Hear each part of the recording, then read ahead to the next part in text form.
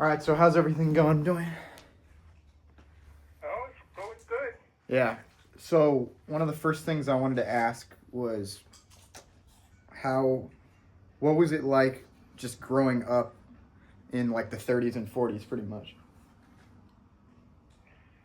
in that time? What was it like? Yeah. Well, my growing up was a little more peculiar than the average Yeah. in that my mother kidnapped me and we hid out in Chicago for a couple years Oh wow. with my daddy trying to find me and coming with police to Chicago every weekend and holiday. Mm. And then one day, a lot of police cars surrounded us with red lights flashing, and they took my mother away from me, and then they took me in another car to a house of somebody. I had no idea who or where I was, and had to stay there for a few days until the court decided what they were going to do with me. And so my childhood was very challenging. Yeah. I attended 14 different grade schools Whew. and 4 different high schools. Dang. And it was just unbelievable. The longest I spent in any one place was when I was in college. Dang. What did any of those schools stick out to you now that you can remember? Did anything what? Like, what was one school that like stuck out to you that you can still remember to this day? Well, I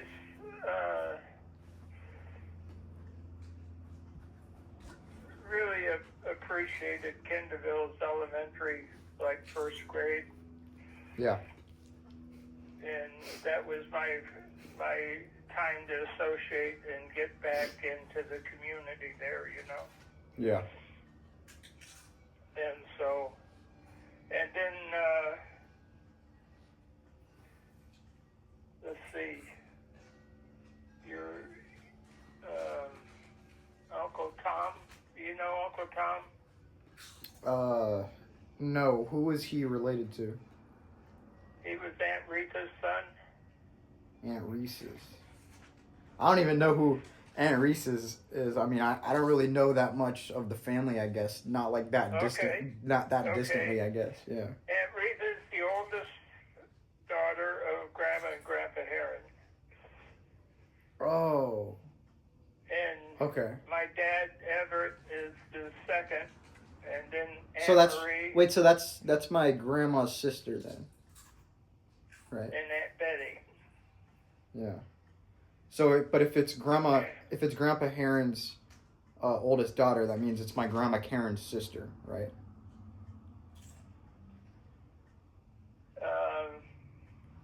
Is that who that is?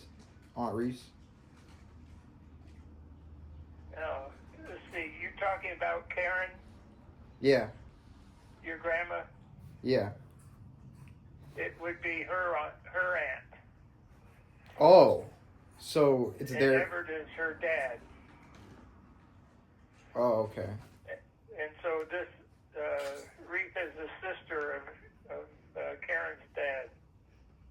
Okay. And Marie is the sister, and Betty is the sister. Mm.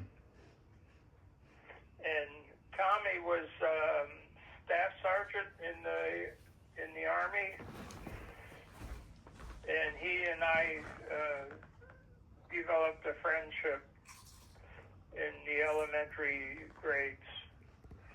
Yeah. And so that really helped me to get back on the track, you know.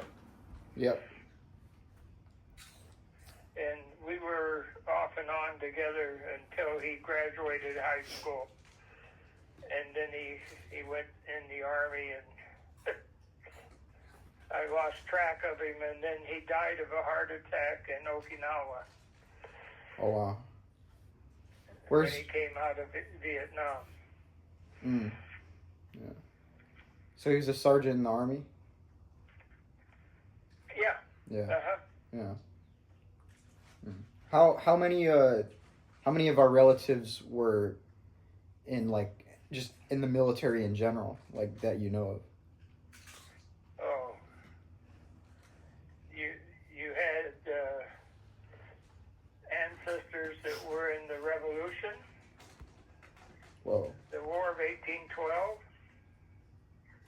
The Civil War. The Spanish-American War. The First World War. Wait, who'd you say was in this? Who was in there? Yeah, like you said, Anne's sisters or something. I couldn't hear you on that.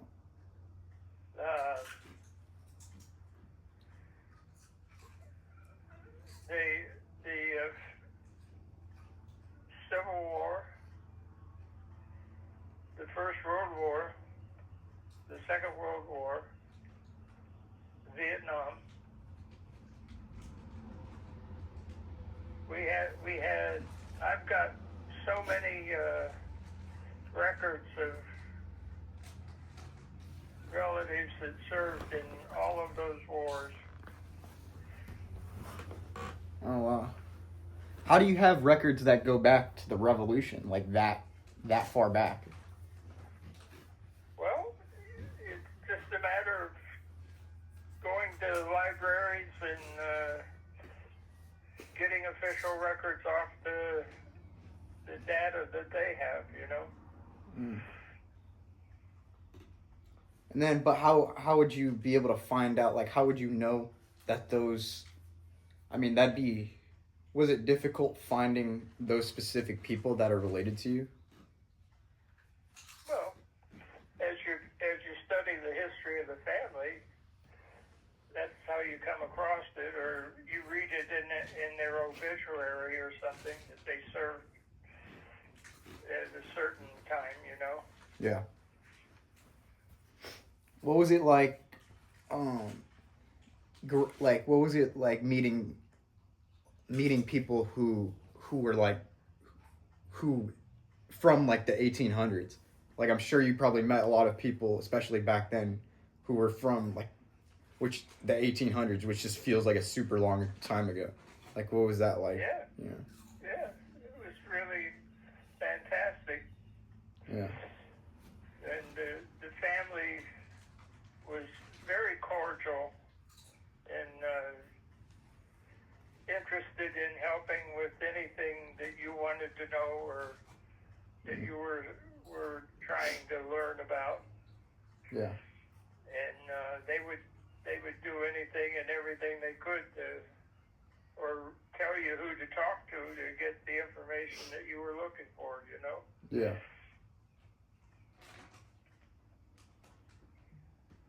Dude. And our great-grandma Heron, great-grandpa Heron, were from the 1800s, and Yeah. Great-grandma Smith, she was in the 1800s. Yeah. And I got to relate to them through staying on the farm with Grandpa and Grandma. Yeah.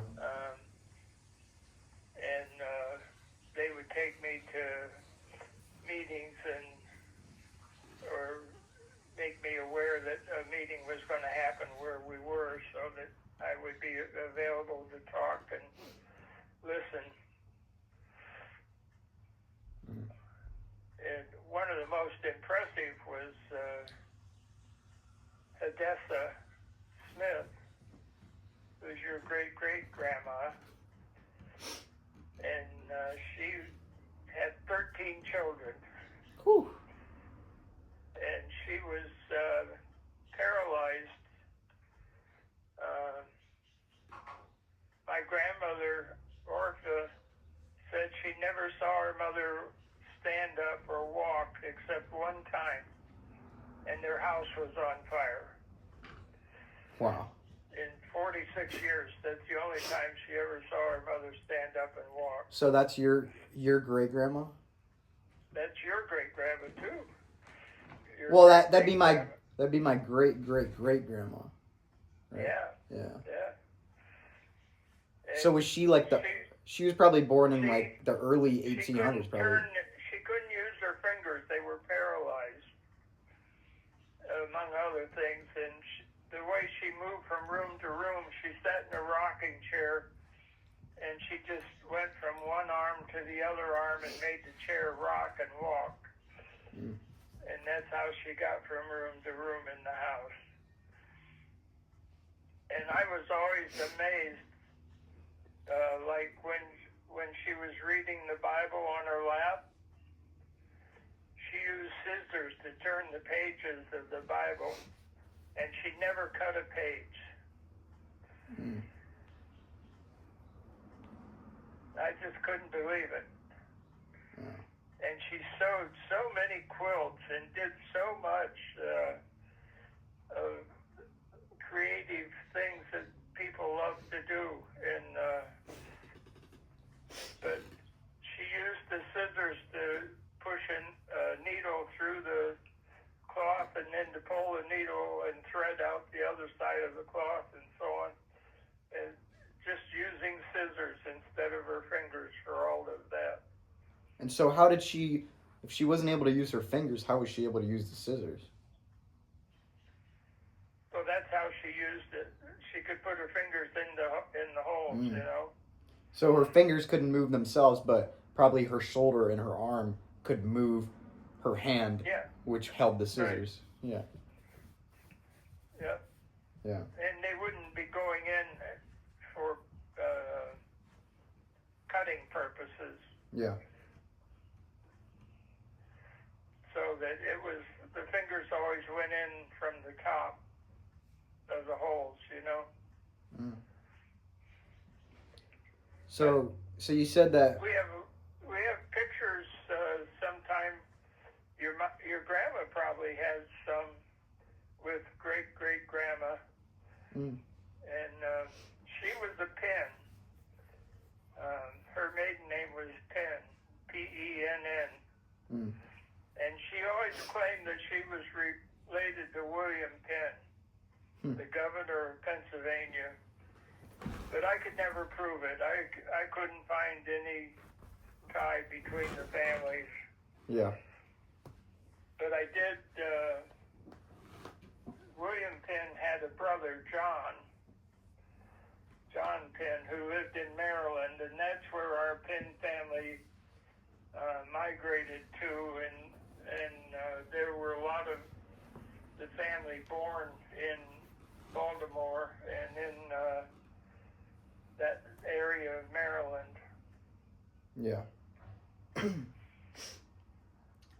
So I wanted to touch on, so you said that, like, because I know you'd said that we had family that fought in the Civil War. Like, what, do you know, like, what specific family members, like your grandpa or something, and, like, what side they were fighting on, like, things like that? Like, any details? Well, some of it I can remember. Like great-great-grandpa Penn, John Penn, he went in the Indiana 100th Regiment, I think it was, Company E, in the Indiana Army troops. And I think he basically took care of horses and like put horseshoes on the horses and so on. Yeah. And kept the troop going that way. So was Indiana, I can't remember, was that in the Union or was that the Confederacy? That was in the Union. Union, yeah. Because Indiana's north, right? Like that's in Yep. somewhere in the north. Yeah. And great-great-grandma Heron, Ellen Heron, Sarah Ellen Hawk was her maiden name before she married Grandpa Heron. And she had four brothers that went in to the war, the Civil War. Yeah. Two of them went in as spies, and two of them went in as like troopers, you know. Yeah. And basically, what the spies were doing, they worked in a barber shop and in a restaurant in Virginia, and then they reported the movement of troops to the base in Washington. And they kept track of who's coming and going. Yeah. For the heads of action in Washington. Yeah. The Civil War is an interesting one. They call it. It's often like called like the first modern war because I know that was when they had first gotten like much greater technology from the Industrial Revolution, and then been able to stock up on ammo, things like that. Yeah. Yeah. Well, great-great-great-grandpa Heron.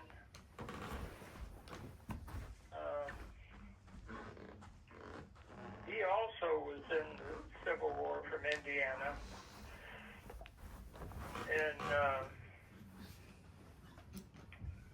I'm thinking his first name was Richard Heron.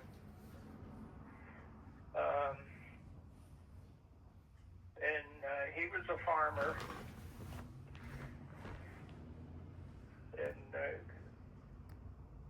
I think he fought in several small action, not big attacks and so on, but confrontation kind of battle. Yeah. Where they would walk into something, you know, and all of a sudden they'd be in a fight. Yeah. But almost every angle of our family was involved in the war. In the Civil War or wars in general? I remember the story of one of the Penn brothers was wounded in Alabama or Georgia. He was in the Union Army also, and he ended up walking back to their home in Ohio. It took him a couple months to get there because of his wounds and his disability, but he made it home. And that was one of the challenges with... Wait, so he walked all the way back home with... Yeah, from one of the southern states. Wow. Was that as the war ended? Georgia, but it might have been Alabama. Was that as the war ended? Or like after? Like right after? It was near the end of the war, yeah. Wow. That's crazy. What injuries did he have? In the Second World War, one of the ones that we were closest to was Uncle Joe Rice, Aunt Betty's husband. He was a bomber pilot in England, and his plane was shot down. And he got the bail out of the plane before it crashed. Wow. And he landed on the ground just outside of the farmhouse where they had a gun in the basement that was shooting the airplanes. And he was crawling along the shrubs and things and watching to protect himself. And French underground sneaked up on him and talked to him and told him that who they were, and they got him back to England Whew. safely. So wait, where And did he land? He continued to fly. Where did he land when that happened? He crashed in France. Oh, when was that? When France? Or yeah, that was when France was held captive by Germany. Yeah. Wow. Yeah. Whew. Wow. Yeah. And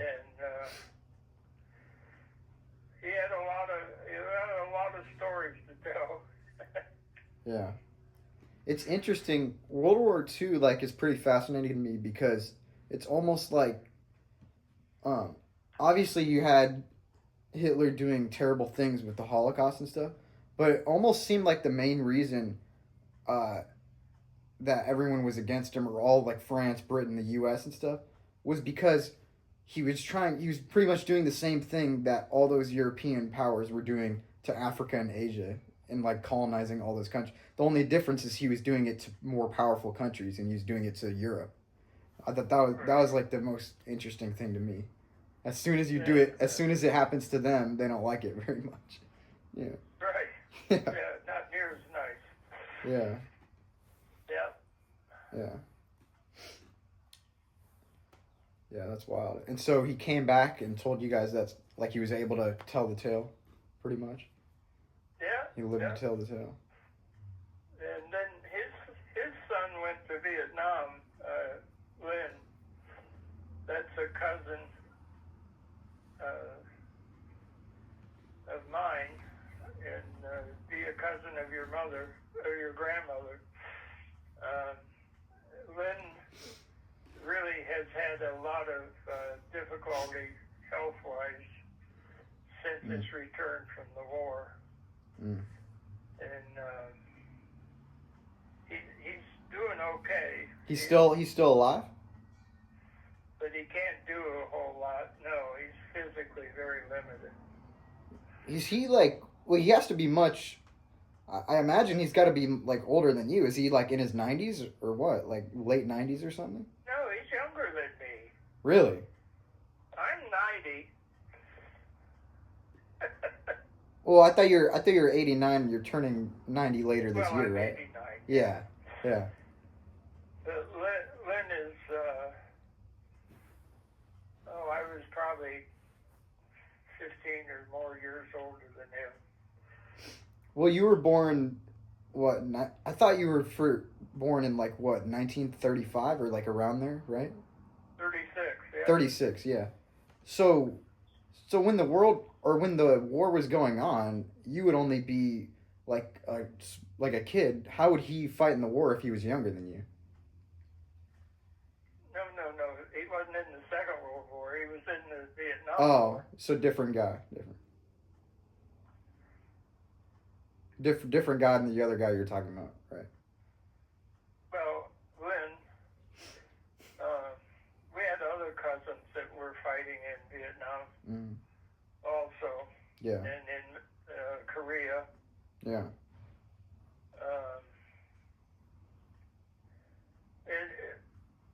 I was on active duty in Vietnam. Oh, really? As a chaplain with the Navy. So I don't really know much about the active duty. Does that mean you're on standby, you're ready to go in, but you didn't actually have to go in? No, I was actually on duty. Yeah. So you were in the war. I was what they called the blue water, because I was on the ocean. I was on ships. And brown water was if you were in a gunboat or something. In a river, And so what did you have to do? Oh, I had a lot of time dealing with guys that wanted to get out of the Navy, or they weren't happy with the service. I worked a lot of suicides and threats of escapes. Yeah. And we had each of my ships had a bunch of inner city kids. They weren't in the Navy, but they were called McNamara's Wonders. They were teenage boys, and they were put on ships to learn something that they might want to do when they grow up. And they would get in fights, and I would have to deal with that. Yeah. And I did a lot of burials at sea. The most I buried at one time was 19. Whew. Wow. Yeah. And then I came back ashore and went to Bethesda Naval Hospital and Philadelphia Naval Hospital. Yeah. And then I did home visits to tell people that their loved one was dead or injured. And Oof. Yeah. got to do a lot of counseling and care for people in the hospital. Yeah. So so that was Vietnam, correct? Yeah. What would you say your opinion on like Vietnam, the Vietnam War, and like those proxy wars as a whole? Do you think they were a mistake? Well, it was a challenge, that's for sure. But I don't understand what started it and why the government decided to commit us to it. Yeah. Well, apparently what I'd learned, I guess, in history and stuff is that it was just the race with Russia, because with Russia and all their powers, or they were the communist side, and then the U.S. was like the capitalist side, and they were trying to like do regime changes and stuff like that. Like that's apparently. So. Well, I go to a veterans breakfast every other month, and we sit and talk and share, and we get, I don't know how many breakfast groups there are, but ours has roughly 150 to 175 guys and girls that served in Vietnam. And it's really helpful. Yeah. And the the veterans medical care has been really great. Really? Because I know a lot of people say it's not. A lot of people talk bad about it, and they don't really appreciate it that much. Would you say so? You would say it's been a good experience for you, like the VA? They do a good job for me. Yeah. First thing was I went deaf. I couldn't hear nothing. And then they got me some hearing aids, and then it's continued to improve since then. And I hear pretty good most of the time. Yeah. Three of my boys. I was gonna say, what was the transition from? Three of my sons went into the Army. Yeah. None of them went into the Navy. Yeah. But my John was a MP, and when he got out of the Army, he became a lawyer, and he's had quite a career in insurance settlements and stuff. So your son? Yeah, and my son Greg was an artilleryman, and his big mission was learning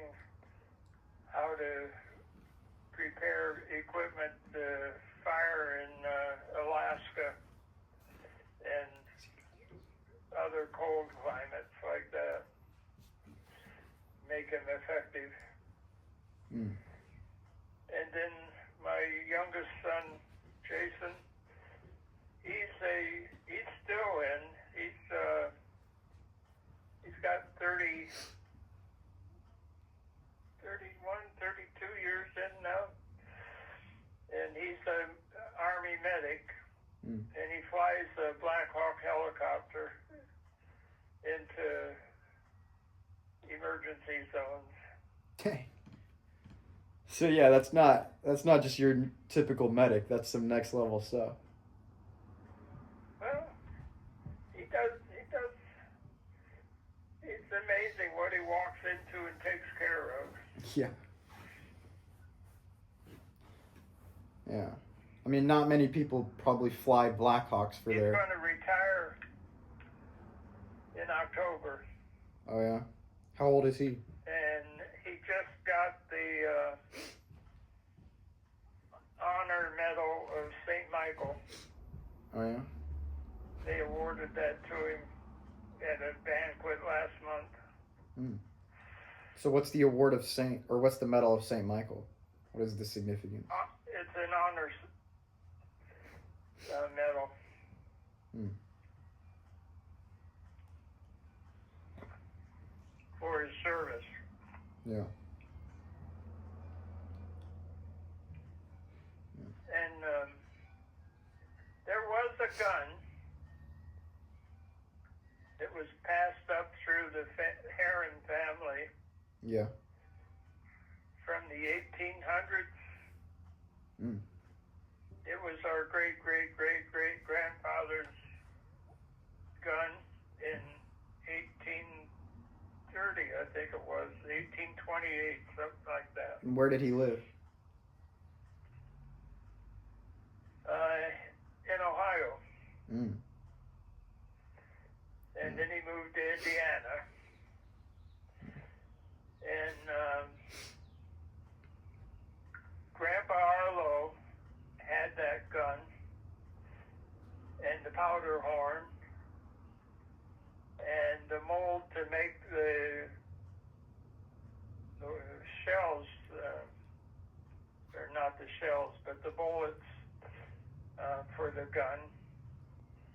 I only saw him fire at one time. He and Uncle Joe, that veteran I was telling you about, were in the yard on the 4th of July, and Grandpa shot it, and it almost knocked him over, and it gave him a bloody nose, and he never fired it again that I know of. But he passed it on to my dad, and my dad passed it on to me, and now I passed it on to my John, who's that attorney boy I was telling you about. Yeah. And John built a beautiful glass showcase to keep this gun in it, and the powder horn and the shot mold and the pouch that Grandpa wore during the war. Yeah. And he called me and said, "Did you ever find out what that gun was worth?" And I said, "No, I never did."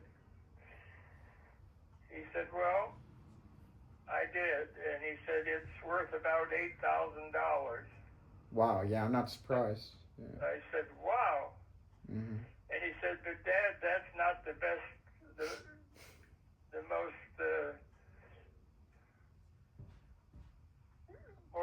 worth gift." I can't think of what he said.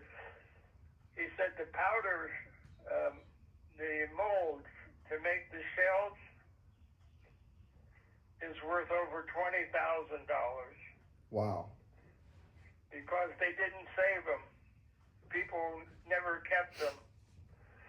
Mm. What kept what part? What part? The when powder? They got rid of the old guns, they got rid of the old molds too. Yeah. So what was the mold? Like the things that they held the bullets in? Was that what that is? Like the shells? Well, that's like they melted the metal over a fire, and then they poured the metal into the mold to make a ball, you know. Okay. Oh yeah. Yeah. Yeah. I mean, it makes sense, like what you're saying with your grandpa shot it one time or whatever. Then he didn't want to do it again because I mean those muskets were probably no joke. I mean to shoot Oh shoot one well, of those. yeah. Well, and you know, how do you know how much black powder to put in there to make it fire? You know. Mm. And I think what he did was he opened a shotgun shell and poured that into the gun. Mm. Yeah. And it was more than what the gun needed. But that was the family tradition. It was to be passed on to the oldest son. Yeah. In each and so it came from my dad to me to my son John. So, what? And he has a son named Zach. Oh yeah. Zachary. How old is he? Zachary lives in Indiana, in Indianapolis. Yeah. Area. And he's the state treasurer for the Salvation Army. Mm. The last I knew. I don't hear from him very much. Oh yeah. How old is Zach? Is he like 30? He's more like 40. Oh, 40? 42. Yeah. Wow. Something like that. And then how old is your son? Like 60s? My oldest boy's 65. Yeah. Kurt is my second son. He's 64. Yeah. And Greg is 62. And my Sherry, she's a doctor and professor of nursing. And she's 58. Mm. And then my Jason is 49. Wow. He'll be 50 this year. And so, what advice would you have to people out there who think that they don't want any kids? And like, how much of a blessing have those kids been in your life? Oh, just unbelievable. Yeah. Unbelievable. And I got 10 grandchildren and 3 great-grandchildren. Yeah. That's worth everything. Yeah. Yeah.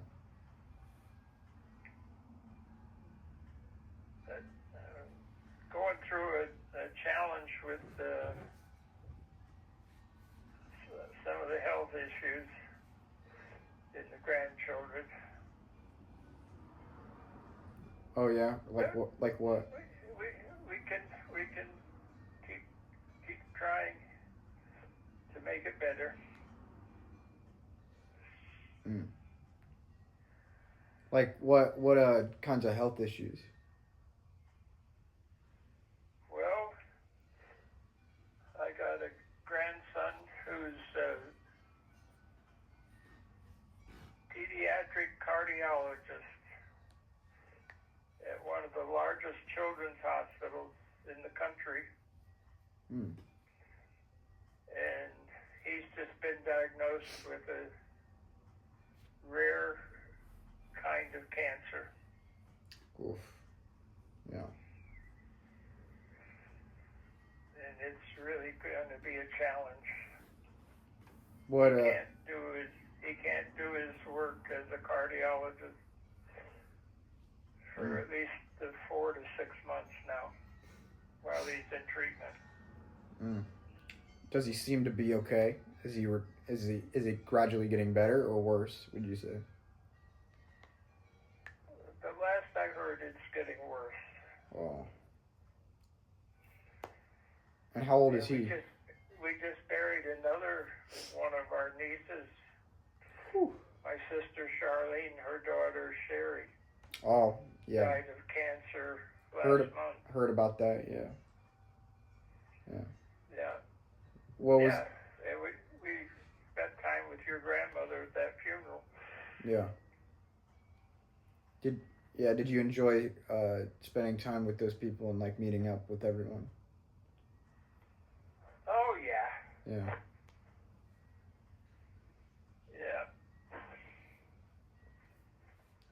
Yeah. How well did you know Sherry? Was she close to you?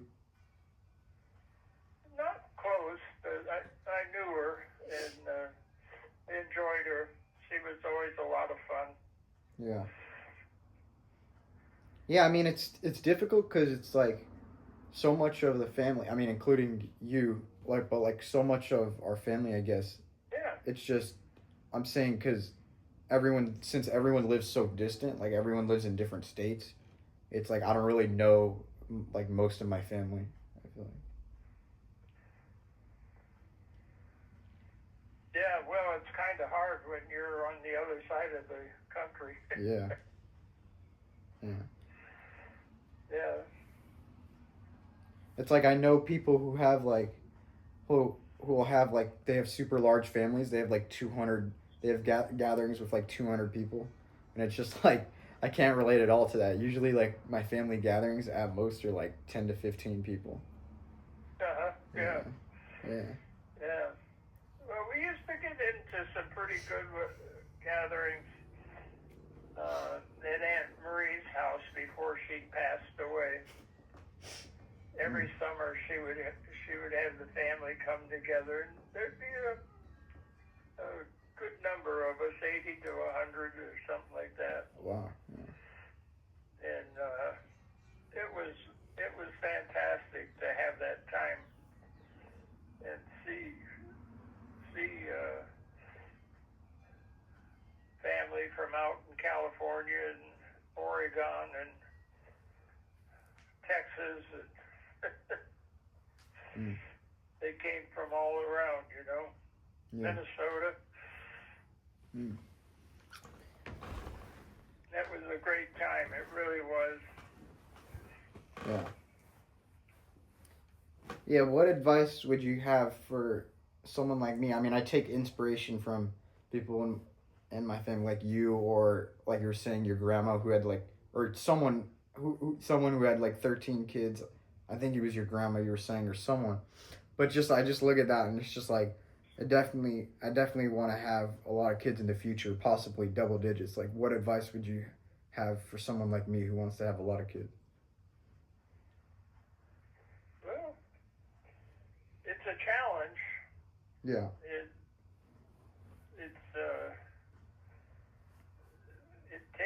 It takes a lot of your time when you got a bunch of children, Yeah. Would you say that they've got a really good return on investment though? Like probably the best out of anything? Oh, well, yeah. Yeah. And just having the interest that they give you and that you have with them,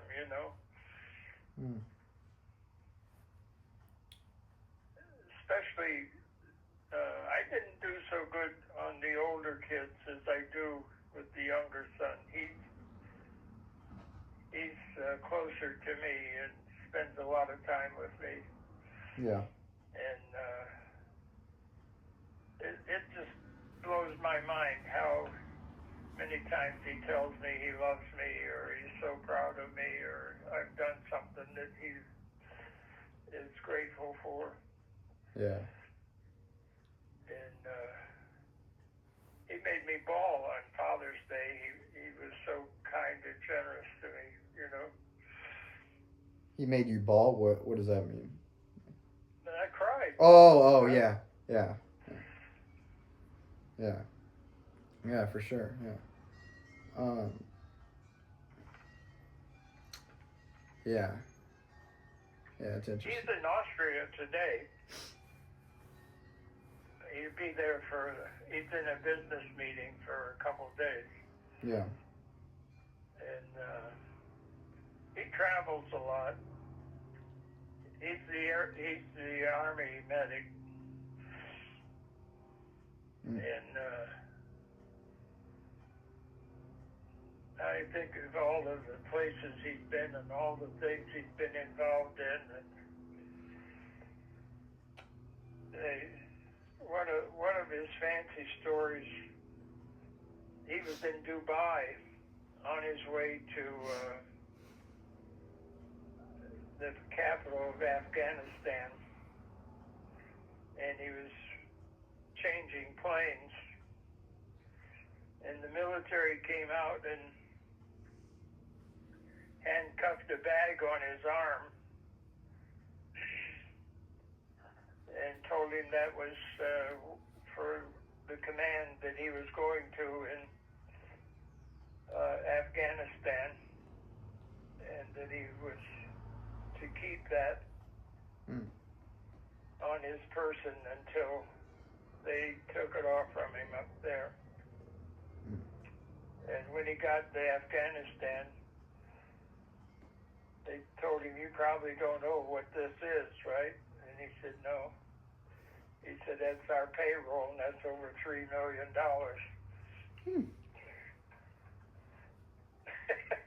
Dang. Yeah. What did he like? What was his experience in Afghanistan or going to other countries like that? Oh yeah. In Iraq was a challenge 2 or 3 times there. Yeah. The last I knew, he was a bodyguard for the president of Iraq. Oh yeah. At a retreat center. Yeah. Wait, so what's his job again? He's a medic.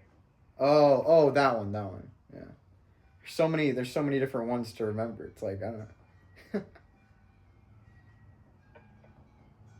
Yeah.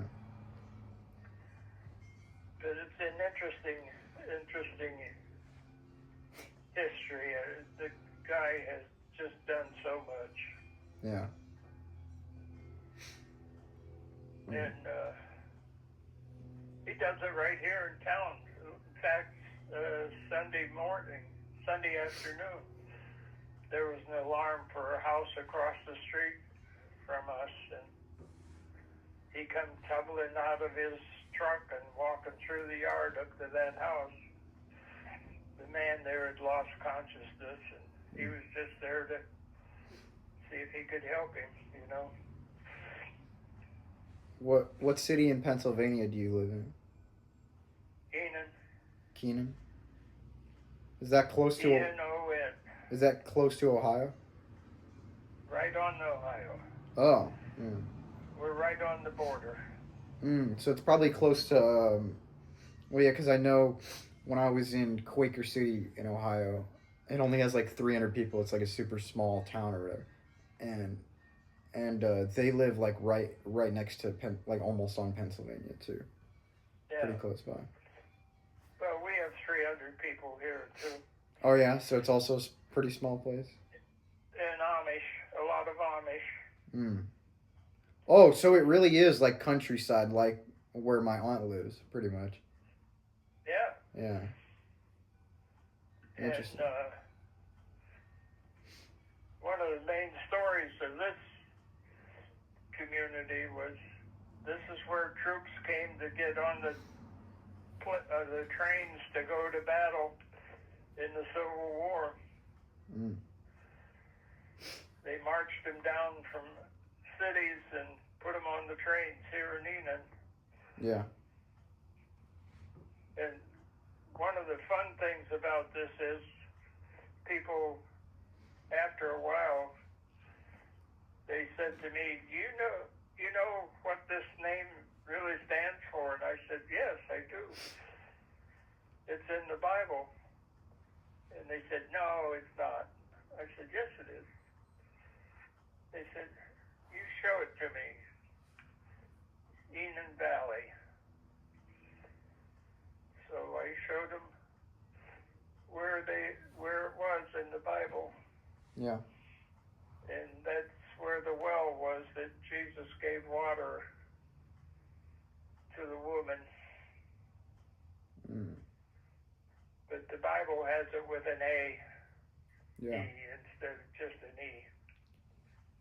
So being with your almost 90 years of life, what makes you, what convinces you that Jesus is the way? So you're in high school? Yeah. Yeah, I'm in high school. What grade are you in? I'm going into junior, but technically senior year because I'm trying to graduate early. Okay. Yeah. We had 2 grandchildren just graduate, and one is going to the University of Pittsburgh to become a medical doctor. Yeah. The other one is going to Penn State to become an astrological engineer. Mm. I don't think I'm saying that right. A space engineer, a space travel engineer. Mm. And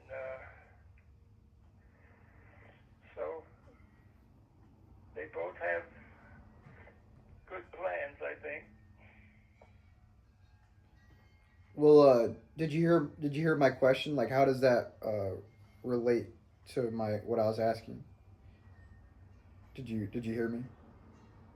How does that relate? Because I was asking, I don't know if you heard, but I was asking, what, being that you're almost like 90 years old, you've almost had 90 years of life pretty much. What's shown you the most, or what convinces you that Jesus is the way? How do you know that Jesus is the way? Well, I didn't have I remember one time saying to Grandpa, "Why do I have to wear a suit to church, Grandpa Arlo? Why can't I just wear what I wear to school?" And he said, "Well, if you were going to see the President of the United States, would you want to go with what you wear to school?" I said, "Yeah, why?" He said, "Well, you're going to go into the presence of God when you go to church, and you should at least show some respect." Hmm. And Grandpa Arlo had a good relationship with me. He was up into his 80s when he passed away, but even then, I went to the nursing home and gave him shaved him and helped him with his personal care that day. Had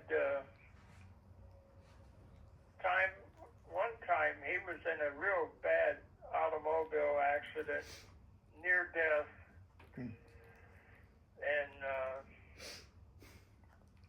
they took me to the farm to take care of the animals because Grandpa and Uncle Joe had both been hit by a semi-truck when they were traveling. And so I was just there like a couple days, and Grandma had an appendicitis attack and had to be taken to the hospital and have surgery for her appendix. Mm.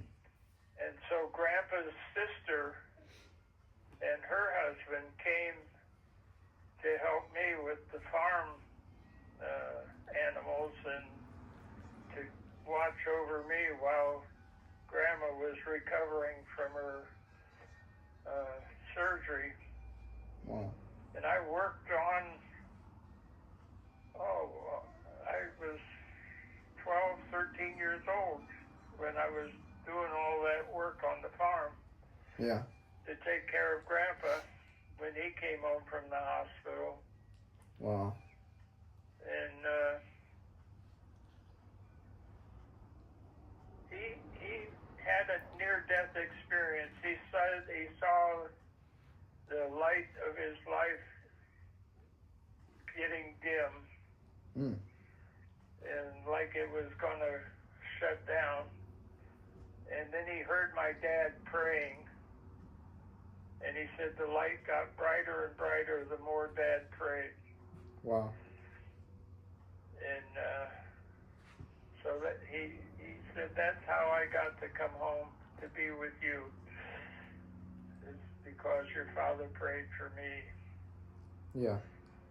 And that kind of started me out on the way. And then Dad came and took me to New York, and we built a church that he was serving. Built it? Like you built it from the ground up? Yep. Wow. Brand new church. Wow. And within half a year, we had over 200 people attending that church. And Dad really did a great job. What would you say the significance of church is to you? Because for me personally, it hasn't been a big part of my life, even though Jesus is a big part of my life, and I look to Jesus. Like, what would you say the significance of church is to you? Because for me, it's been the center of learning. Because I'm saying for me, I haven't. I went to church more when I was a kid, but we kind of stopped. Like, probably like 6 years ago, we kind of stopped. We had stopped going, and so I don't really go that often. So. Yeah. Well, I still go. Yeah. I go most every Sunday. I didn't go this last Sunday because I fell in the garage and I tore a big hole in my arm. Oof. And so my wife said I better take it easy for a couple days. Oof. I think I kind of just had a similar thing happen to me because I had just when I was working out with my friend like 2 days ago, and I was warming up. I was hanging from this bar and I was doing leg raises, and my grip gave out on like the 20th rep, and I didn't prepare my fall like normal, and it just like I slammed my arm on the ground and it like cut my arm. So, is it like a cut? Yeah. Yeah. Well, I hope that gets better for you. Yeah, thanks. You too. Yeah, mine's feeling better. Yeah. It still doesn't look real good, but at least it's not painful. Yeah. But I particularly watch a preacher out your way. He used to be a neighbor of mine, David Jeremiah. You ever watch him? No, I don't. I think his church is down near San Diego, and he's one of the best Bible preachers that I've ever heard. And we have an excellent pastor who's doing a great job in our church here. Yeah. He's a good Bible teacher, and that's what I need. And he hands out in each Sunday bulletin, he gives us a outline of his sermon, and then you see other people writing notes on his outline as he's preaching, you know. Yeah. And he does a really. I appreciate his teaching. What do you think the impact? How large do you think the impact that Jesus has made on, say, people like from the Enlightenment, like John Locke, and then you have our founding fathers, and then Abraham Lincoln. How much of a difference would you say you think he made?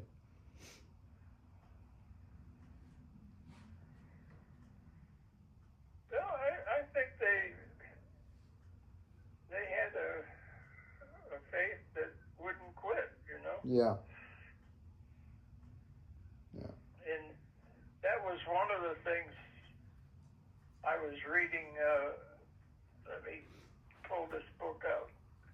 I was reading this book this week called Clans and Families of Ireland. And it was saying that our family, the name Heron in Ireland is Ahern, Ahearn, and that name means Lord of Horses. And yet on our shield we have 3 pelicans. And when Prince William of Orange invaded England, our family was assigned to take care of the horses.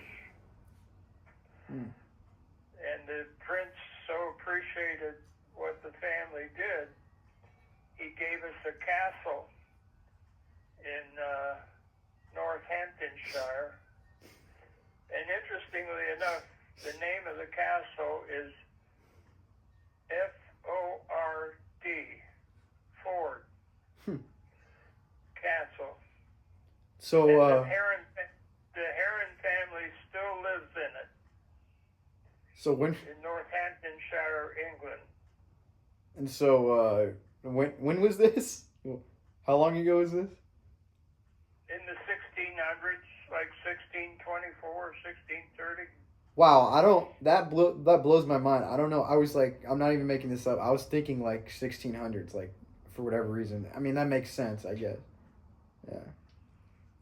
But those herons came down out of Norway to France. Probably they were Vikings, or they settled in Normandy, France. Yeah. In 800. 800. Wait. So what? So is this? You're just talking like our ancestors, pretty much? Yeah. Yeah. And they lived in Normandy, France, from 800 to 1600.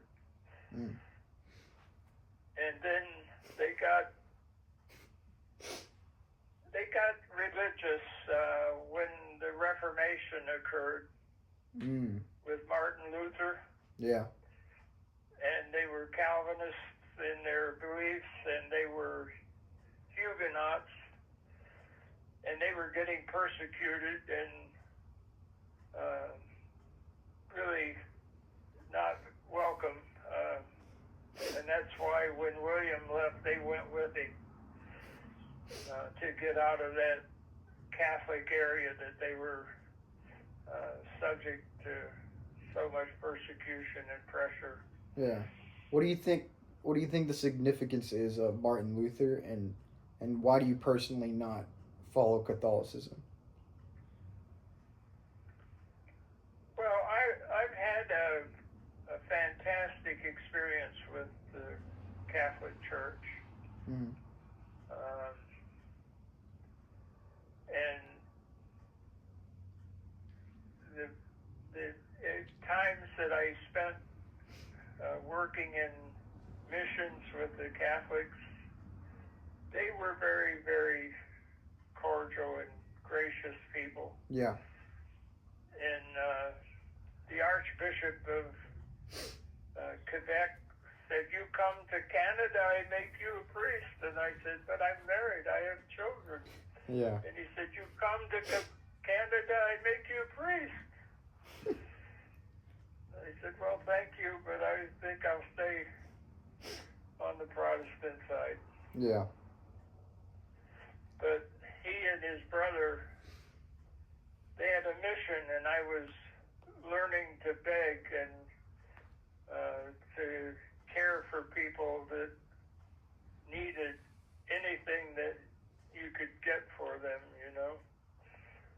And the patient I was assigned to, his parents had kept him in the attic of his house all of his life. He Really? had never associated with anybody. So was he a monk or what? Why was he kept in the attic?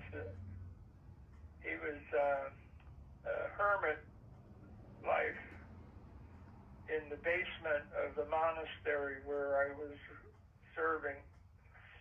And I would take food down and put it on the step, and he would never come by or never be. And I'd go back up and do work in the kitchen, and after an hour or so I'd go back down and the food would be gone and the plates would be sitting there, so I'd clean it up, but I never saw him. But my mission was to continue to care for him. And so who was this? Like, why, how did that mission, like, come about? That was the Catholic Church. Oh, okay, yeah. And that was the brother of the Archbishop, or the Cardinal, was the head of that mission. Yeah. And I have a priest who's been my best friend for 63, 65 years now. And he's also the same age as me, so. Yeah. But we've had just so many times that we've shared together, and he'd go to Bible study with me. We went to evangelism services in Boston when I was stationed there, and he'd come and go with me, and he got a Pentecost type experience where he was praying in tongues, and I had him scheduled for prayer service that we were doing in the Worcester Council of Churches in Worcester, Massachusetts, and he didn't show up, and I couldn't figure it out, and we had so many people that came, and then he came in late, and he said, "Oh, I'm so sorry." He said, "I got to praying in tongues, and I all of a sudden realized I was in New York." And I had to drive all the way back here for the service, so he made it back for the second service, but he was praying in tongues, Pentecostal, and he's had such a ministry over the years in so many ways. Yeah. And I just love him to no end. Yeah. He's been a good brother. Yeah. And, you know, being in the military and also in my work in prison, I spent a lot of years caring for prisoners that were being released and helping them find a place to live and a job and that kind of stuff. And just so many times I've been able to help somebody, and it just meant so much as I walked along, you know. Yeah. How have you personally gone about, like, have you had people close to you that chose to not follow Jesus, and how have you tried to nudge them in that direction? Well,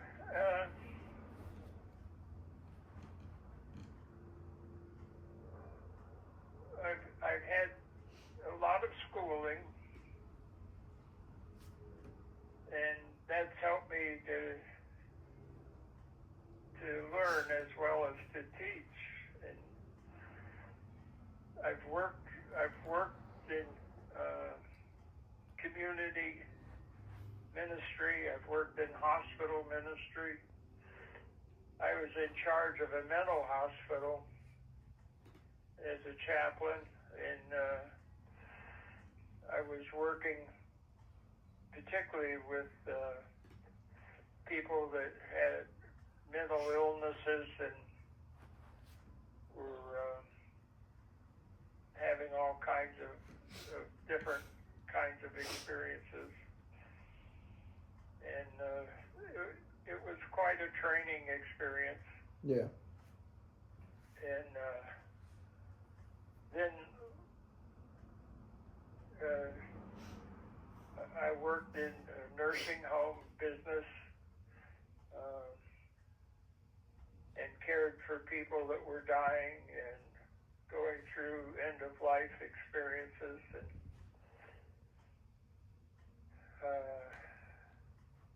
just so much of my life has been reaching out and touching and caring for people. And there was one man, I'll tell you this little story.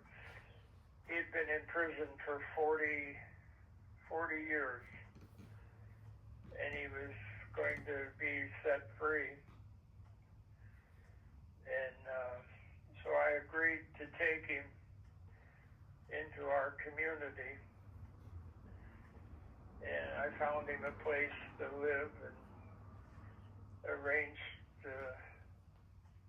for him to find work, and tried to teach him how to live with in a budget and so on. And as things progressed, he was doing so well, and he was so grateful. And then he came to me and said, "Now, you won't believe what's happening." And I said, "Okay, tell me anyway, even if I won't believe it." And he said, "I'm in love." And I said, "You're in love?" Wow. He said, "I met a woman, and I'm in love with her." And he said, "Listen to this. She has 15 children." And I said, "Whoa, wait a minute. You love her, and she has 15 children, and you're an old man, and you're going to take on a wife and family?" And he said, "Well, they don't all live here. Some are in Alaska, some are in Florida." He said, "But just think of this, Pastor." He said, "I'm 40 years, I haven't had any family, and now I have a wife and 15 children, and think of all the grandchildren." And I said, "Okay, but I don't know how you're going to manage all that." Yeah. But he said he would, and he did. He's done really well. Yeah. Wow. Yeah, I mean, the reason I wanted to ask about it is because one side of my dad's side of the family is definitely leans more, they don't really believe in Jesus much at all, so it's definitely not easy for sure. Uh-huh. Well, I've seen so many and done so grateful that I've been there, and I just can't tell you all the things that have resulted from what God has given me and put me through. Yeah. And there was one woman, a very pretty younger woman, and she was a patient in the hospital, the Naval Hospital where I was serving in Philadelphia. And the nurse called me and said, "You need to come and talk to this woman because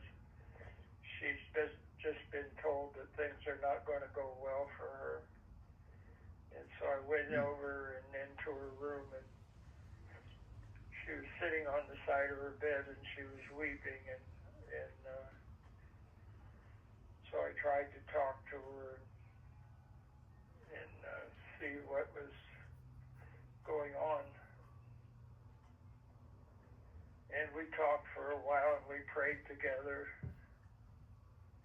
And she was told that she wasn't going to survive her condition. Mm. And so I continued to meet with her, talk with her, and pray with her. Mm. For 47 years, she sent me a letter every Christmas with pictures of her and her children. Wow. And the last letter I got from her was maybe 6 years ago now. And she told me she had just been elected mother of the church in Baltimore, Maryland. Mm. And she didn't know what all that was going to do, but she was excited, and that's the last I heard from her. Mm. So I pray it's gone well for her. Yeah. But that's the kind of experiences I've had over and over and over. Yeah. And it just probably, I'd imagine it feels, all those kind of experiences feel surreal. Yeah. Yeah. Well, I was a chaplain in a court. I was a chaplain for the police department. I worked in the jail in the State Department of Corrections, working with all kinds of people in all kinds of situations, you know. Yeah. And it's just been something that God has allowed me to do and led me to do. Yeah. Amazing. Yeah. And this Catholic priest I was telling you about, he called me and he said, "What is God asking you to do?" And I said, "I have no idea what you're talking about." He said, "Yes, you do have something." And I said, "No, I don't." So he said, "Well, I got a family that wants to give you some money." And I said, "They want to give me some money?" And he said, "Yeah. They want to support your ministry." But he said they said it has to be anonymous. And I said, "Well, then it's not for me. Because if they're going to give me some money, I want to talk to them and find out what they're thinking and so on." So I went to Mass. And after Mass, he took me to see the family in a room off the side of the church. They told me they had sold their family airplane and they had some money and they wanted to give it to me for my ministry. Wow. And so I got accepted to a chaplain's program at Boston University, and they paid for the whole thing. Mm. It didn't cost me a cent. And then within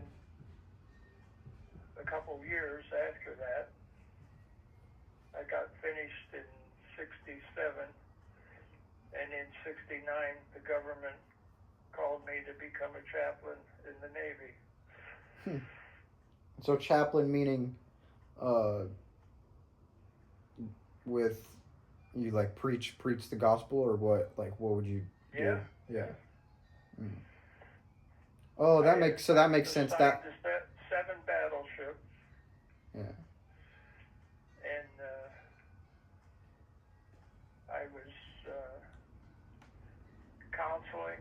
preaching and teaching and working to calm people down. And I got called to the captain's office. He told me that the Navy criminal service was coming, and they had a suicide situation. And he said, I want you to go and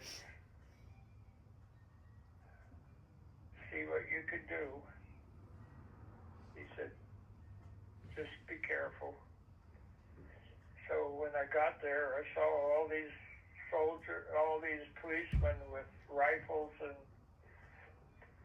big guns on the roof of an airport, and they were standing behind trees, and they took me to a construction trailer and opened the door, and there was a man sitting in there with a gun pointed at his throat, and there were a couple other men standing around him. And so I went in and introduced myself to him, and I said, how can you help? And he said, well, if you'll give me your blessing, I'm going to blow my head off. And I said, well, I can do that, but it won't do you much good if you're going to shoot yourself. And I said, what's the matter? He said, I don't want to be in the Navy. I want to get out of the Navy. I said, well, it sounds like you're working on that, but this isn't going to be what you want to do, is it? Be dead? And then they opened the door and they handed in a tablet. They said, give this to him. He's asked for this. And so I was handing the tablet over to him, and at that moment, one of the officers lunged forward and jammed the web of his hand into the gun. So it came shut on the web of his finger rather than sending a bullet into the guy's throat. So then they loaded him into an ambulance, and they put me in the ambulance with him. And he said, I just want to get out of the Navy. And I said, well, I think you're doing a good job of getting out of the Navy, but I don't think you're going to be as happy as you expect to be with what's going to happen. And what did happen? He was court-martialed. What does that mean? He was given a trial, and he was dismissed. Yeah, because of it was part of the draft, and he was supposed to be there. Yeah. Yeah, it makes sense. But that's over and over and over. You know, sometimes I didn't always save them. Sometimes they were already dead when I got there. Yeah. But then I had to minister to the families. Yeah. Tough times for sure. Those were brutal times. Yeah. So it's been a life of giving and sharing and just, reaching out and caring for people in very difficult situations. Yeah. And one time I was ministering to a man in jail, and I saw a fight going on in the jail across from us, but I couldn't get out because I was locked into the jail with him. And it was a doctor in the jail with a guy over on the other side, and I was screaming for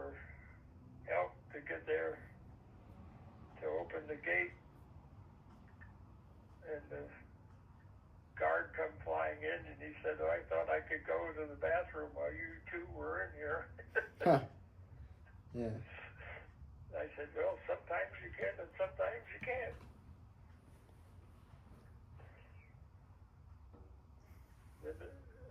A judge one time sent me out. He said, there's a man that just walked out of court. He needs help. He said, would you go see if you can help him? And so I got out there. I was walking with him and trying to talk to him. We walked maybe a half a block and a police car slammed up over the curb in front of us and blocked him. And then a couple officers got out and took him and put him in the car. He was not happy. But at least he was still alive. Yeah. And so I got that much done. Yeah. So one thing I wanted to ask just was what's it been like just like going through life and seeing the change in architecture from 1936 until now, seeing how everything's being built differently, everything's like changing over time, like everything around you, like what's that been like? Yeah, it's been amazing in some ways, you know. Yeah. And in other ways, it hasn't changed all that much, really. Yeah. Well, we have electricity now, which we didn't have when I was a kid, you know. Yeah. And we were going through the war area where we were limited in the things that we could obtain. Yeah, what was it like being a kid growing up through World War II? Yeah, it was tough learning to cope and manage. And you got one pair of shoes a year, you know. And that there was so many other things that we couldn't get because it all was going to the war. And where we lived in Kendallville, there was a fairgrounds about a block away from our house. The city had a fair, and still does have a fairgrounds there. And they had German prisoners in the barn, and there were MPs guarding the prisoners of war, and they would march them down our street to take them out to eat or to go to work in a factory or something. Getting used to all of the things that was going on. Yeah. It was pretty hard, and you couldn't get sugar, you couldn't get candy, you couldn't, a lot of stuff wasn't there anymore, you know. Wasn't where? In the stores and stuff. Oh, yeah. Because it was all going out to the service personnel. Yeah. Well, I did learn that apparently, World War II kind of got America out of the Great Depression. Would you say that's true? Because they were just so like dialed in. Yeah, it was coming out. It was the worst part of it was over when I was born. Yeah. Yeah. But you know, Dad had a lot of challenges, and he was finally gone to the tractor factory, International Harvest, and he was building tanks there for the war. That was a change because the situation was closing a lot of shops and factories down. Well, yeah, I know. Apparently, like all the private companies and stuff, like everyone had to pretty much to put their sole focus onto the war. Like they put all their resources. Like Ford, instead of making cars, they just started making tanks and stuff like that. Is that true? Right. Yeah. Yeah. Yeah. And a lot of things were fashioned that way. And the trains going by our house in Kendallville had, cannons and all kinds of military stuff on them, and they'd have Red Crosses for hospital trains, Yeah. and you'd see the soldiers hanging out the windows and stuff as they were going through. And it was a lot. It really was. Yeah. What would you say the transition was like going from World War II into, the 50s and 60s? Like, did you see, was quality of life a lot better compared to then? Like, did it improve a lot as time went on? Well, one of the things coming back from the war for me, the Vietnam War was not popular. Yeah. And I was serving a church in Massachusetts.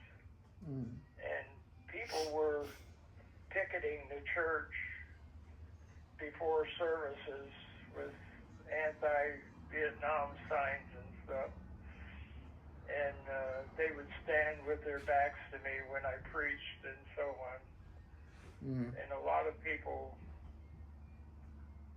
were opposing my service as the pastor of that church because I had been a chaplain in the Navy. Well, as a chaplain, your sole job, you weren't actively involved in the war. Weren't you mainly just like preaching the gospel?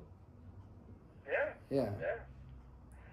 So I mean, it's not obviously it's not your fault that they chose to go into that war. All you're trying to do is just help out those people who are struggling, the soldiers that are struggling. Yeah. Exactly. Yeah. Yeah. And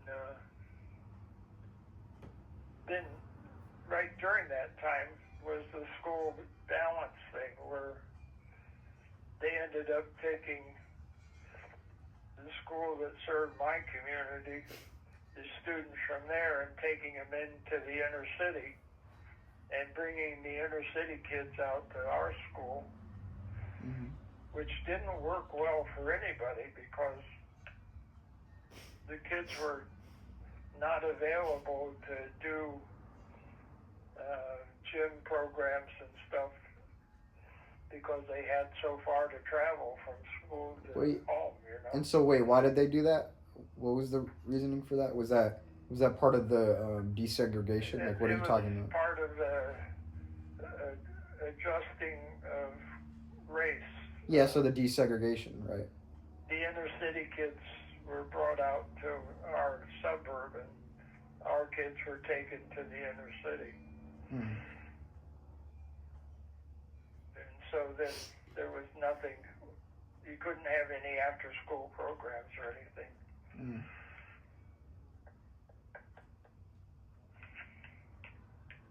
Why would they switch them from inner city schools to more suburban or countryside schools? Like, why wouldn't they just because I would imagine that's not entirely dependent on race. Like, was that a separate thing? Like, I don't understand. Well, it got people ticked off, let me tell you. I was being hauled in a squad car from fight to fight to fight, and trying to talk to people to settle down and behave themselves and respect the fact that the kids were being taught, Yeah. That in that situation, I was a chaplain for the police department when all that was happening.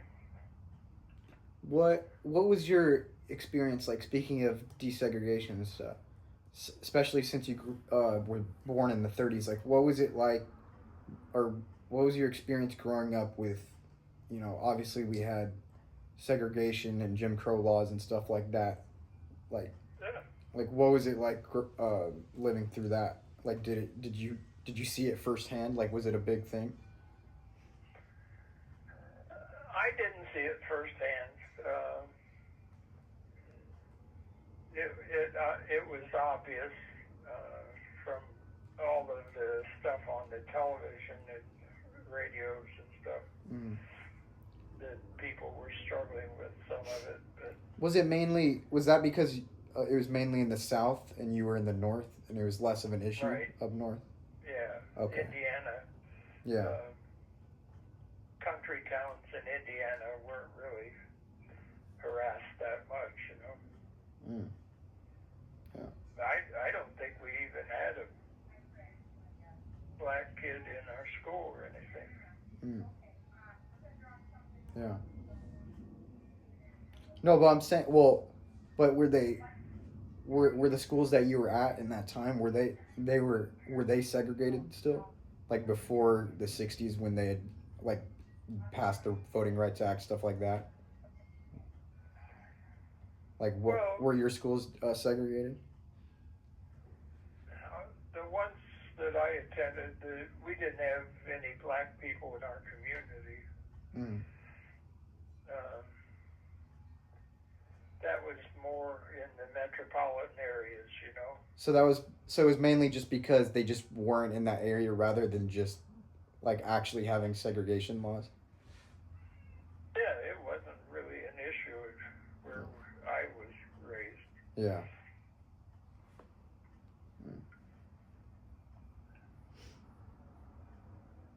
It got more so when I was pastoring in the cities. Mm.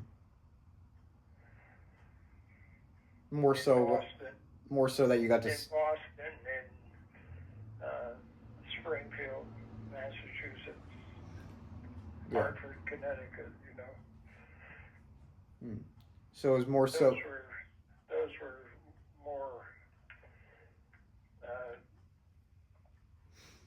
dense in black people and so on. Mm. So it was more so in those communities that you witnessed, like, or that you saw the segregation and racism like firsthand, mainly. Yeah, as a minister, I did. Yeah. Yeah, that's interesting. Because I was in a much larger metropolitan area, you know. Yeah. And growing up as a child in Fort Wayne didn't have a lot of segregation. It was a larger city, but it was pretty good in terms of sports activities and stuff. Everybody was going and having their time. Yeah. How do you reckon, like, how do you think it took so long for or I guess not so long compared to the rest of the world, but just in general, like, it's pretty fascinating and pretty interesting that slavery only got abolished not more than 150 years ago, like not very long ago. Yeah. Yeah, well, I don't think it was totally slavery that was going on. There was other issues too, you know. Mm-hmm. And poverty was a big part of it, and people not getting the same opportunities for caring for their families and so on. Yeah. And recognizing that there was a need,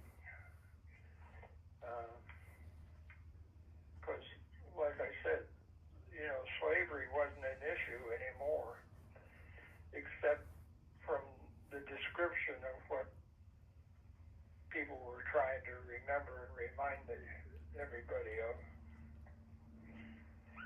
Wait, what do you mean, like when you were growing up, or like in your time? Is that what you're saying? When I was growing up, there weren't any slaves that I was aware of. Yeah, yeah. Mm-hmm. there were some signs. My aunt told me there was a sign in I don't know if it was in Kendallville or if it was in one of the nearby towns. Nigger, don't let the sun set on you. Something like that, you know. And so they had kept those signs up, pretty much.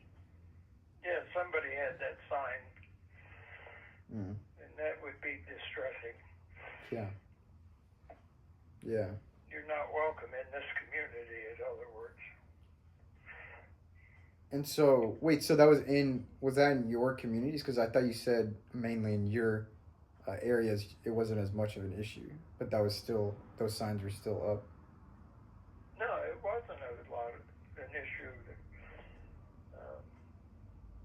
in the rural areas that I lived in, you know. Mm-hmm. Yeah, at the very least, it's been, even though, I mean, it's fairly recent. The reason why I'm saying, I mean, 150 years in history is not really a long time. Like, it's fairly recent, but we have come a long way at the very least. It's definitely a lot different now, for sure. Yeah, I think so. Yeah. And people were learning. Yeah. They were getting their points across. Yeah. I mean, just the whole thing with our founding fathers and the U.S. as a whole, like, we just had like an unprecedented opportunity for like so many different things, like, and that we've grown the world in ways that has never been seen before. Yeah. Yeah. Yeah. Like, we wouldn't have the freedoms that we have without the things that the U.S. has done. I think so. Yeah. Look at the difference between the Muslim and the Jewish countries, you know. Yeah. And people. And all of the things now that you see, when you see a Muslim group in their dress and so on. Yeah. Are you comfortable? What? Sitting at a table in a restaurant or something? Well, I'm misunderstanding. What were you saying? Like, I don't. Well, with people that are different. Yeah. You know, people that are from a like a Muslim society or even a colored group. Yeah. Oh, you're saying. It can be unsettling if they're not behaving, and you know, particularly we just had in Pittsburgh this last couple of days, a 18-year-old was shot and killed by another 18-year-old, and they both are black. And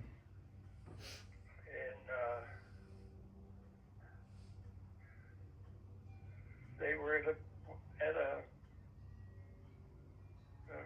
playground, basketball court, you know. And this 18-year-old that was killed just graduated from high school last week. Oh. So I'm not quite understanding what you're saying. So you're just saying, like, just the mixing of cultures can be like dangerous. Like, I'm not understanding the point. Yeah, it can be confusing to say the least. You know, you don't understand. I had a man come into my home when I was serving as pastor in Spencer, Massachusetts, and he made me very uncomfortable, and I was worried about my children and my wife that was in the house. And so I offered to take this man to find what he needed and to get him situated. And he was looking for transportation to another city. Mm. And so I took him to the Salvation Army in the nearest city, and they said they had a bus going to Boston that afternoon, and they take him. Yeah. And so I left him there. About a week later,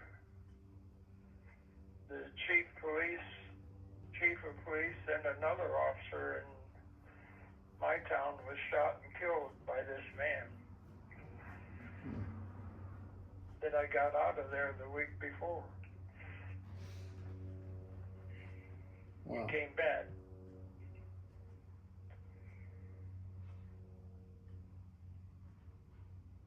So sometimes you don't always accomplish what you want to accomplish.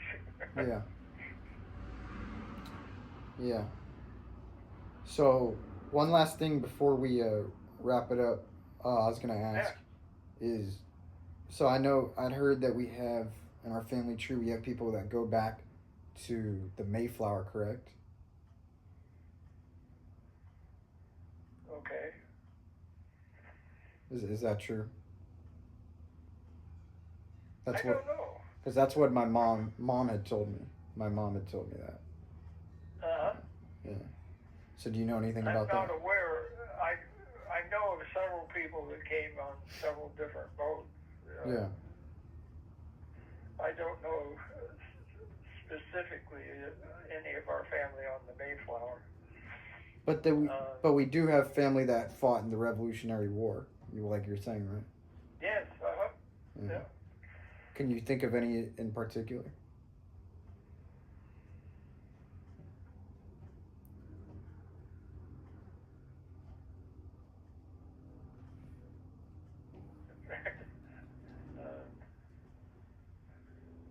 There was a William Heron. Mm.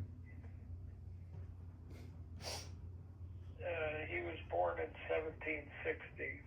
Yeah. In Ireland. He was born in Ireland, Mm-hmm. and he migrated to this country. Yeah. And he had some put into it. Mm-hmm.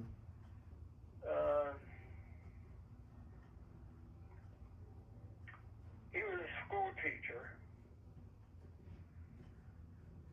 and in 1804 or 5, he was going to a new school that had just been built in Virginia, and he was crossing a river, and he drowned. Wow.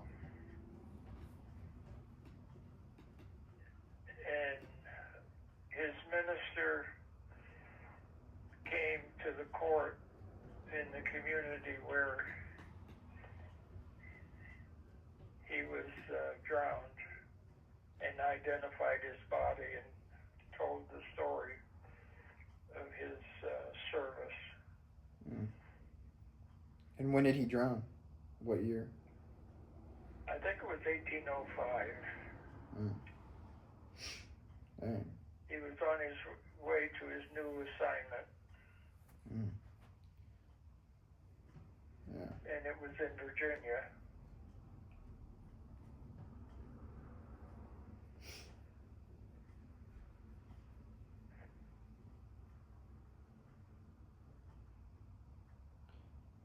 There was a couple of others, and I'm not coming up with names right now, but Yeah.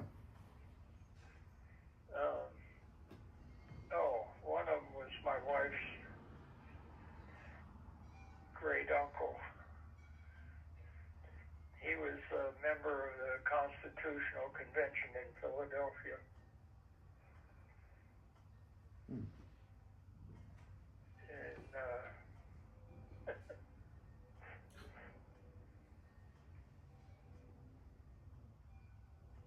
Yeah. his name was Clark, Edward Clark, I think. Yeah. And he left Philadelphia and came here, got 300 acres of land for his service Yeah. in the war. One more thing I wanted to ask too is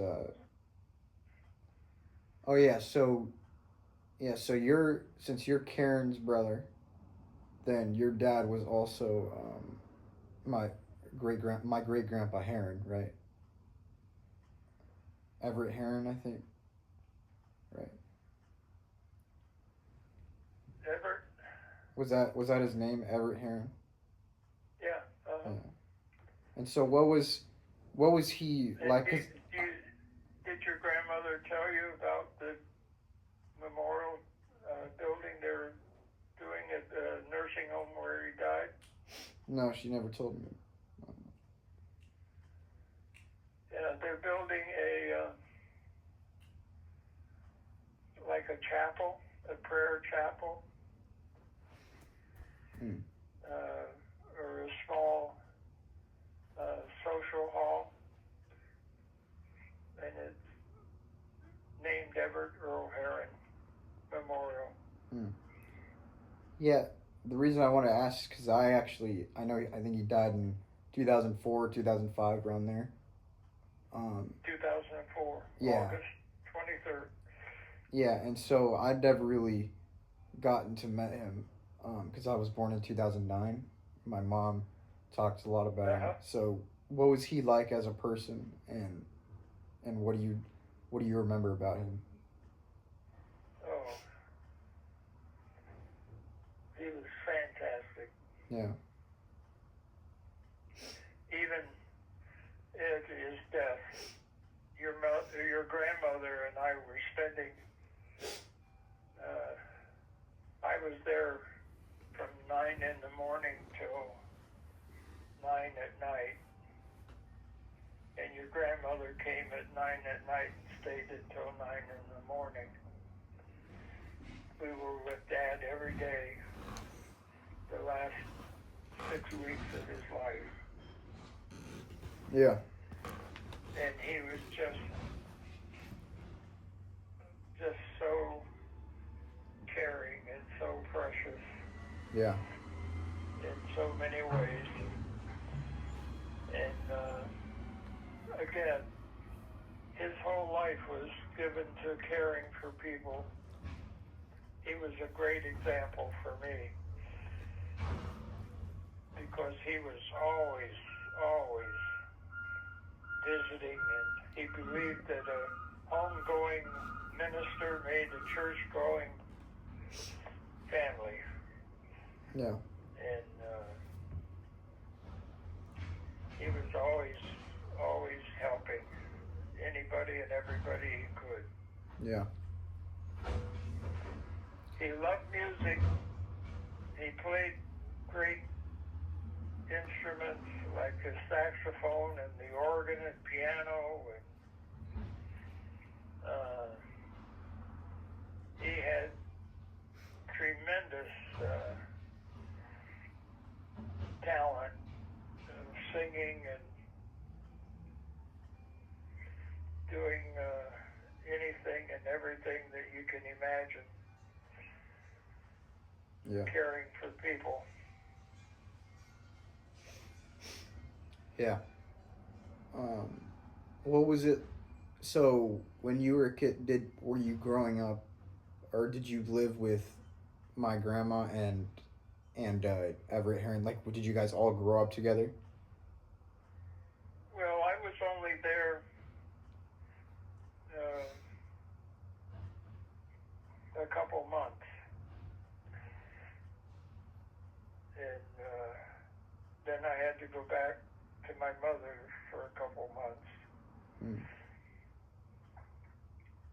I told your grandma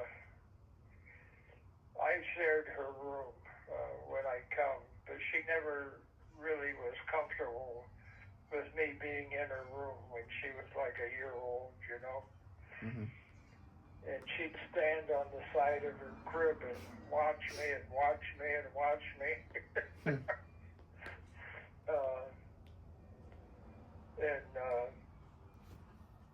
I was sharing with Aunt Charlene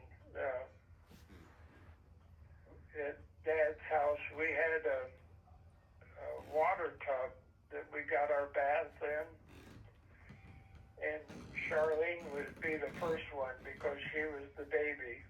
Yeah. So she'd do her bath, and then they'd add more warm water, and your grandma would get in, and she'd have her bath, and then they'd add more warm water, and I would get in, and I would have my bath, and then we were all in bed, and I suppose Mom and Dad had their baths afterwards, you know.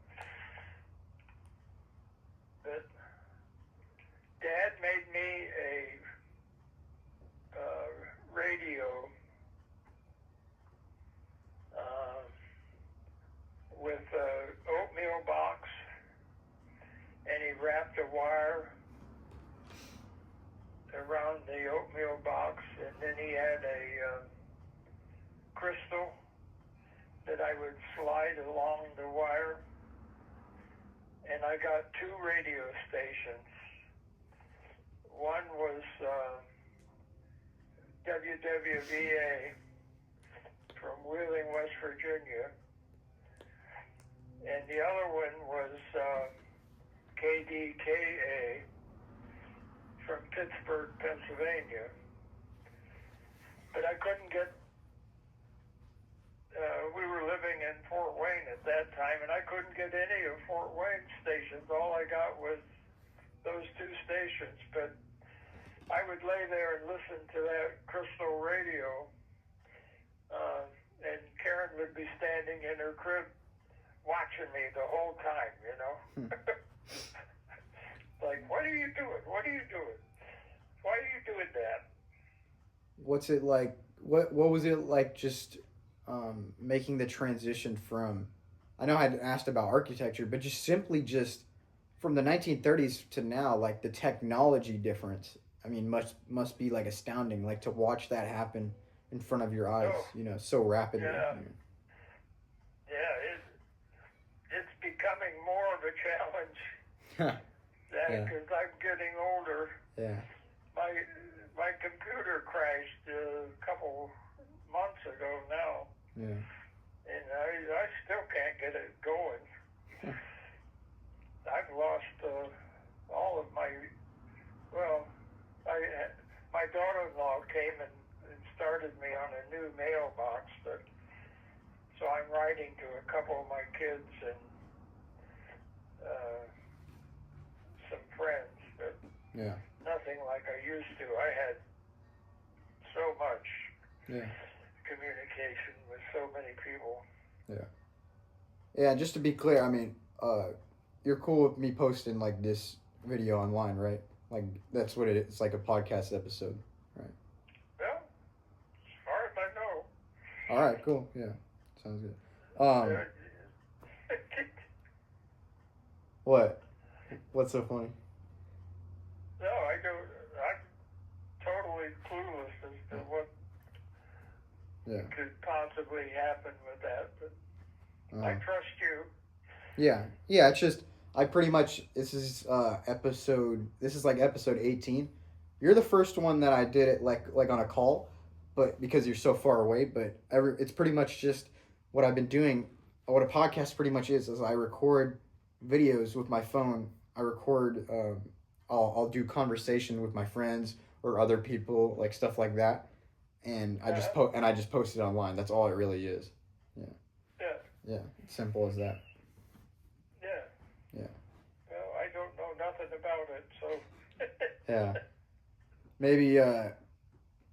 Well, I know my grandma had said you don't really like text. You mainly just call, but someone could probably show you it like the episode. It's on YouTube. I don't know if you know what YouTube is, but maybe one of your sons or something could probably, if we could, you could probably see my channel, my videos and stuff like that. But other than that, it'd probably be difficult for you to see it.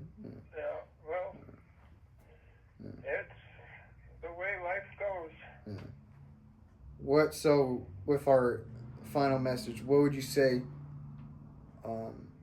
after now being that you're almost 90, what's like the biggest message what's the most important thing that you would tell anyone?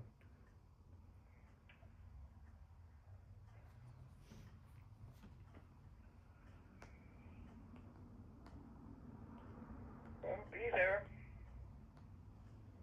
Be there for one another. Care for one another. Mm.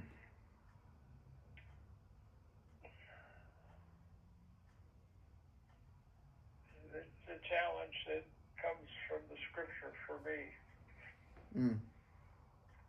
Yeah. Love your enemies. Yeah, that's a big one. Because with Do good. and because with enemies, a lot of that is just what people build up in their mind. When we were all just a baby at one point, you know. We're all human, you know. There's no really like enemy when you think about it. Yeah. Yeah. Other than Satan, but other than that, you know. Well, We've got to. what were you gonna say? I say we've got it good. Yeah. Well, on that note, I think we'll end it there. It was good talking to you, Duane. Yeah. Yeah. I appreciate your contacting and. Yeah. And if I can help you with anything, let me know. Yeah. All right. Well, with that, I'll talk to you later, Duane. See you. Okay. Bye. Have a good one. Bye-bye. You take care. Take care.